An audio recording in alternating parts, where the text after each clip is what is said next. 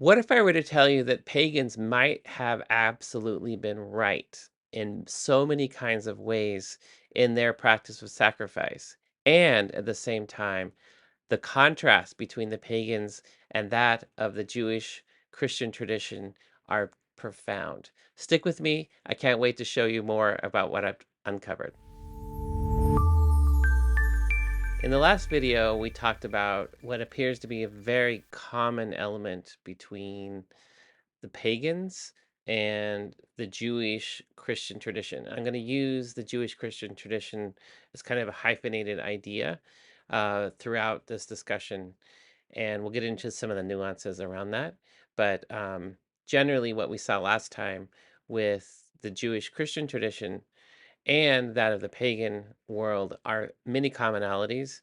One of those being the offerings, such as smoke, burnt offerings.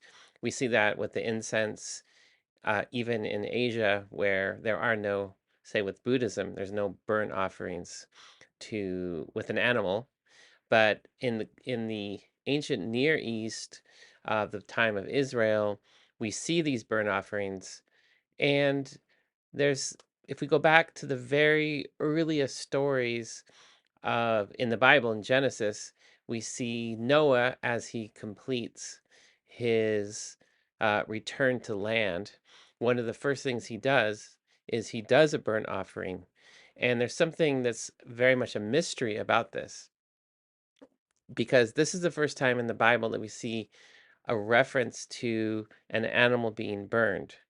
And it's been pointed out that in the Old Testament, before this time, we were prohibited as human beings from the partaking of meat. But it was after this change that Noah begins to offer burnt offerings. So I wanted to make a point about probably the earliest precedent in terms of showing the earliest man from the Christian Jewish point of view. Then we kind of move into this next phase of history, and as I discussed last time with Abraham and Isaac, we also have Abraham. After he wins a battle, he meets Melchizedek. And there's a very interesting type that emerges here that I think we're going to really appreciate over time. The most fascinating thing about this is there's an offering made not only with a tithe or a 10% of the gifts or the loot that Abraham had acquired after a battle, but most importantly, Melchizedek brings wine and bread as part of this offering. Specifically, I'm going to read this to you. Then Melchizedek, king of Salem, brought out bread and wine. He was the priest of the God Most High. And he blessed him and said, Blessed be Abram, the God Most High, possessor of heaven and earth. And blessed be the God Most High, who has delivered your enemies into your hand. And he, Abram, gave him a tithe of all. So this was from Genesis 14:18 through 20. So what's very, very interesting in the very earliest pattern that we see after the flood, after Noah, is Abraham and this offering that is a bloodless offering. And so this question that's very, very unique and different between what's going on with the pagans and what's going on with Israel has to do with blood, for one. And this concept that there's a bloodless sacrifice we're going to be seeing over time.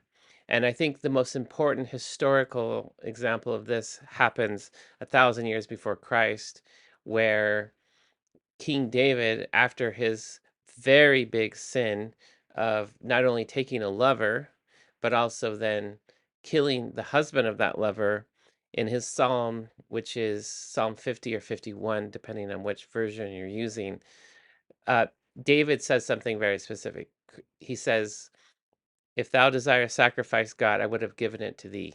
Thou delightest not in burnt offerings, but a sacrifice unto God is a contrite spirit.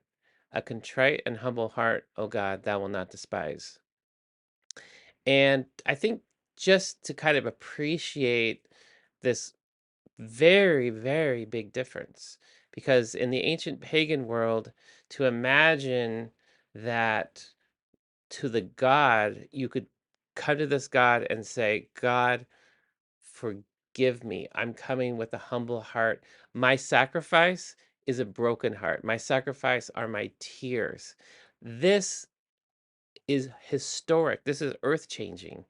And this is just an example of how different the pagan world was from this world of Israel. Now, as we come into the Christian tradition, what we're going to see almost immediately are references that going back as the Christian tradition both relished and utilized Psalm 50 on an almost daily practice within the monastic tradition. What we see in the liturgy of both Saint Basil and Saint Chrysostom, we offer unto thee this rational worship and this bloodless sacrifice. As we go into this discussion a little bit further over time, I think it's going to be just wonderful to appreciate both the the embedding of this nature that we have within us that wants to offer, that wants something that's precious, to take what's precious and to offer it up to God, to offer the thing that's the first fruits, that's the most valuable. We're offering that to God, which is very, very different from the pagan world, which oftentimes was more of a practice of you're under threat, and this God who is the domain, the principality of a particular location, just as we see in Daniel, we see that Angel Gabriel had to wrestle to actually arrive at the petition that was being offered by Daniel, which I believe it took him a month to arrive. And as we begin to explore the domain of these pagan gods, who there's no doubt that they exist, they're explicitly named, and even though idols are made fun of in the Old Testament, as in, you're just a silly idol, you're not real. Those idols represented real gods that are named gods.